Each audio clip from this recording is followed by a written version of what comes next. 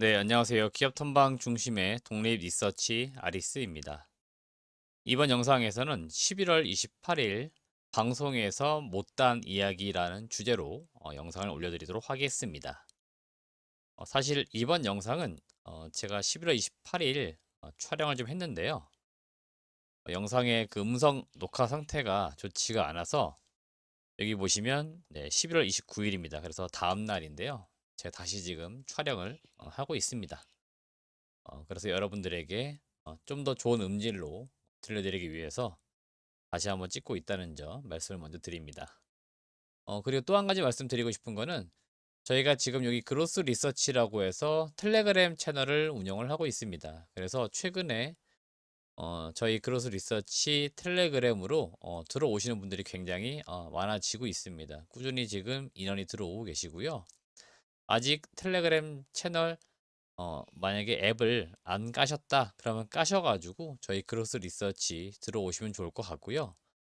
평상시에도 텔레그램 채널을 좀 이용하신다 그러면은 저희 그로스 리서치를 검색하셔 가지고 들어오시면 좋을 것 같습니다. 네, 그럼 본격적으로 출발 증시 방송에서 못다한 이야기 시작하도록 하겠습니다.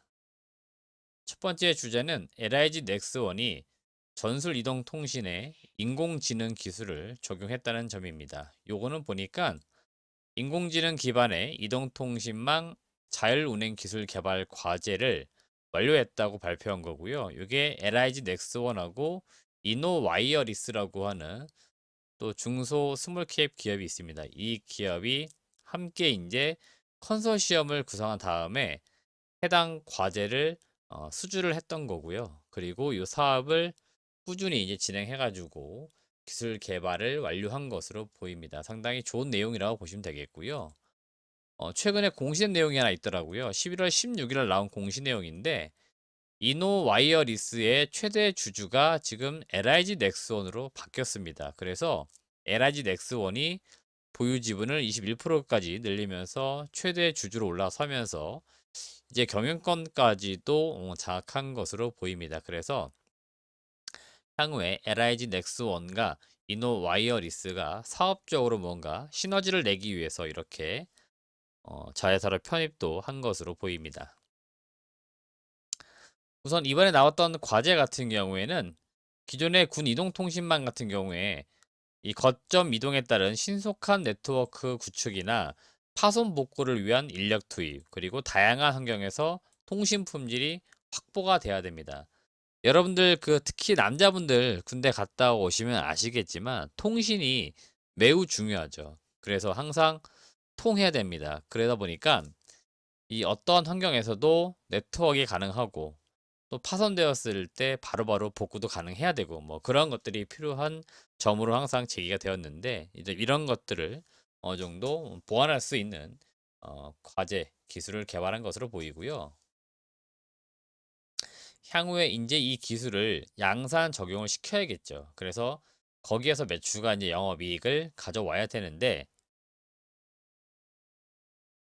이번에 양사가 요 인공지능 기술을 활용해가지고 군 이동통신망을 자율적으로 설정도 하고 최적화할 수 있는 기술을 확보하면서 향후에 군 이동통신망이 5G로 이제 전환이 되면 그때 요 기술을 적용시킬 것으로 예상이 되고 있습니다. 그러면 그때부터 본격적으로 매출과 이익이 좀 발생될 것으로 기대가 되겠습니다. 이 인공지능 기술이 2015년도, 16년도 요때 화두가 되기 시작을 했었고, 여러분들은 다들 기억하시겠지만, 이제 알파고라고 해서 그 바둑을 이제 두는 것, 여기에서 이제 인간을 이김으로써 많이 곽강을 맞기 시작한 기술 중에 하나이고요. 향후에 많은 산업 분야에서 이 인공지능이 점차 지금 자리를 잡아가고 있습니다. 그래서 여러분들이 미래 성장 지향성을 볼 때 인공지능 관련된 이제 기술을 보유하고 있는 기업들은 우리가 반드시 주목해야 되고요. 물론 기술만 가지고 있다고 좋다는 건 아니에요. 이게 대량으로 양산 적용이 되었을 때 효과가 있는 거지 무조건 기술만 가지고 있다라고 해서 이 회사가 굉장히 우월하다 이렇게 볼 수는 없습니다. 그래서 항상 기업이라고 하는 것들은 돈을 벌기 위해 존재하기 때문에 요 기술을 가지고 어떻게 적용을 시켜 나갈 것인가 이런 것들을 우리 투자자 주주들이 체크를 해야 될 부분들이니까 이렇게 한 번씩 잘 봐주시길 바라겠습니다. 네, 두 번째 체크 포인트는 메타버스와 관련된 이슈라고 보시면 되겠는데요. 11월 27일 일본의 시장조사기관에서 발표한 그 자료를 보니까 가상현실, 증강현실과 관련된 특허를 집계를 했는데 LG전자하고 삼성전자가 각각 1위와 2위를 기록을 했다라고 발표를 했습니다. 여기서 재밌는 거는 LG전자가 2010년부터 15년도 이때 조사할 때는 순위가 11위였습니다. 근데 이번 조사간에 1위로 올라섰다는 거예요. 그래서 지난 2015년 이후로 한 7년간 굉장히 많은 기술 개발을 하면서 특허를 좀 많이 확보를 한 것으로 보입니다. 그래서 이번에 1위로 올라섰고요. 삼성은 기존에도 2위였는데 이번에도 2위 자리를 꾸준히 유지를 하고 있습니다. 글로벌 국가 측면에서 볼 때는 한국이 일단 비중으로 볼 때 19%로 2위를 기록을 하고 있습니다. 1위는 예상대로 미국이 거의 전 세계 특허의 절반 이상을 차지를 하고 있죠. 그래서 사실 이 메타버스는 뭐 물론 시장도 제일 크겠죠. 미국이. 그래서 가장 지금 앞서 나가고 있다. 이렇게 보시면 되겠습니다. 우선 LG, 삼성 같은 경우에는 반도체라든지 디스플레이 쪽에서 강점을 가지고 있기 때문에 이쪽에서 꾸준히 지금 기술을 개발해 오고 있고요.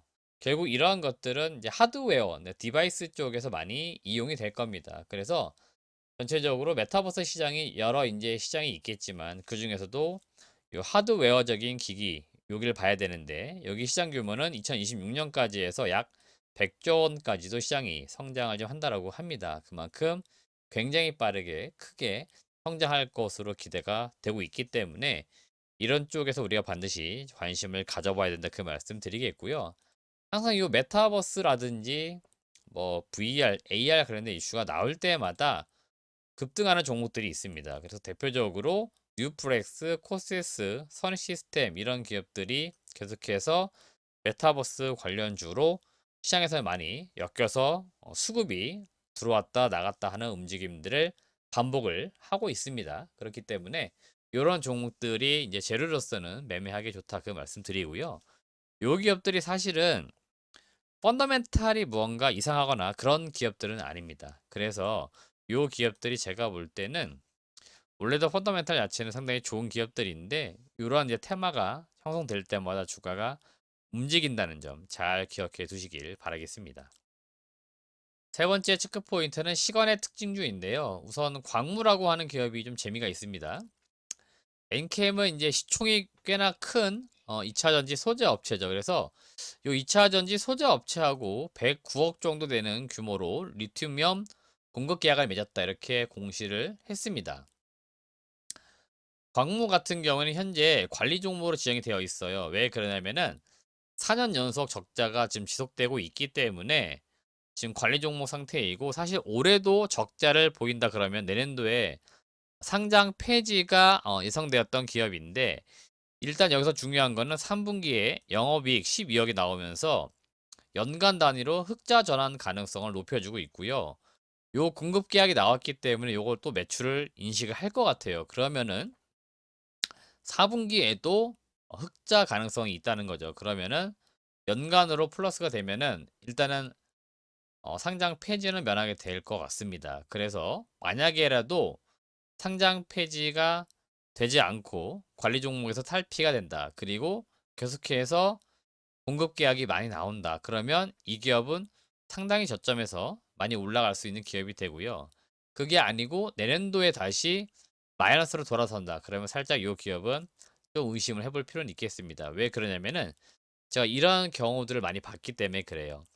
5년마다 한 번씩 흑자를 기록을 합니다. 그래서 기존의 거래선 고객사들하고 이야기해가지고 밀어내기 매출을 합니다. 그러니까 예를 들어서 내년도에 나올 매출이 있으면은 미리 그 전년도에 땡겨가지고 매출을 발생을 시켜버립니다. 이건 회계 처리상 그러겠죠.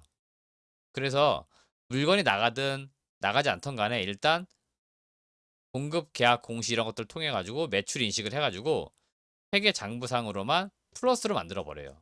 그래서 흑자 전환시키는 경우들이 있었기 때문에 과거에도 그런 기업들은 조심해야 된다 그 말씀 드리는 거고요. 우리가 그 회사의 어떤 내막은 다 알 수가 없습니다. 그래서 실질적으로 공급 계약이 진짜 나온 건지 아닌지 이런 것들은 조사를 막 하지 않는 이상, 현장 가 가지고 하지 않는 이상 우리가 확인할 길이 없기 때문에 그런 것들 좀 유념하시면서 투자를 좀 하시길 바라겠습니다.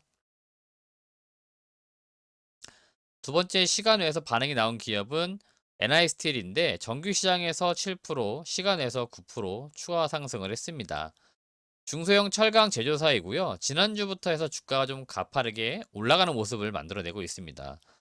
네옴시티가 이제 10월, 11월 한참 시장에 굉장히 중요한 테마로 자리를 잡았었고요. 그 후속주로서 움직이는 기업들이 계속해서 나오고 있습니다. 그래서 이게 네옴시티가 제가 몇 차례 말씀드렸지만 단순히 테마는 아니고요. 이게 산업으로 지금 형성될 것 같은데 어느 기업들이 먼저 공급 계약 공시가 나오느냐 또는 계약건들이 나오느냐 이런 것들이 매우 중요해 보입니다. 지금 일부 대표적으로 한미 글로벌 이런 기업들이 조금씩 계약이 나왔다라고 보도 기사가 나오고 있습니다. 공식 공시는 아니지만 일단 뭔가 결과물들이 나왔었기 때문에 그리고 뭐 한미 글로벌 같은 경우에는 정부에서 뭐 추진하고 있는 원팀 수주 지원단에도 포함되었던 기업이었기 때문에 거기에 포함된 기업, 그 다음에 그 밑에 단에 있는 밸류 체인에 있는 기업들의 낙수 효과가 발생이 조금씩 되고 있습니다. 그래서 그런 차원에서 NI스틸도 이제 그런 어떤 기대감들이 주가에 좀 반영이 되고 있는 건 아닌가 이렇게 또 생각이 들고 있고요. 이 기업은 워낙에 실적이 좀 좋은 편이긴 한 것 같아요. 그래서 워낙에 저평가 가치주로서 매력도 있으니까 한 번씩 잘 보시길 바라겠습니다. 그리고 현우산업이라고 하는 기업이 정규시장에선 별 볼 일 없었는데요. 시간에서 8% 이상 올랐습니다. 일단 제가 실적을 좀 봤더니 영업이익은 올해 괜찮아지고 있는데 사업 내용이 인쇄 회로 기판, PCB 업체입니다. 그래서 올해 이쪽 섹터 자체가 실적은 나름 견조하게 흘러가고 있고요. 최근 주가 흐름도 비교적 양호했었는데 현우산업이 보니까 과거부터 해서 꾸준히 애플카 이슈와 함께 주가가 좀 움직였는데 지난 주말간 그리고 월요일 시장에서 애플카와 관련된 일부 종목들이 좀 오르긴 했어요. 그래서 아직 무언가 확정적이거나 이슈화되거나 그런 건 전혀 없습니다. 일부 무언가 가능성이라든지 이런 걸로만 이해해서 보니까 일부 과거에 애플카 관련주다 했던 종목들이 다시 좀 변동을 보이는 그런 모습을 나타냈었다 이렇게 좀 보시면 되겠습니다. 네, 오늘 공략주는 엑시콘이라고 하는 기업 말씀을 드려보겠는데 목표 주가는 대략 한 12,000원. 목표 주가는 제가 높게 잡지는 않았습니다. 요새 그 장비주들이 높은 밸류를 안 받다 보니까 목표 주가는 사실 낮게 지시해 드렸는데 이 회사 같은 경우에는 반도체 공정 라인 중에서 후공정 테스트 장비를 주로 공급하는 업체입니다. 그래서 기존에 잘하고 있는 버닝 테스터 뭐 이런 장비들 여전히 매출 좋은 상황이고요.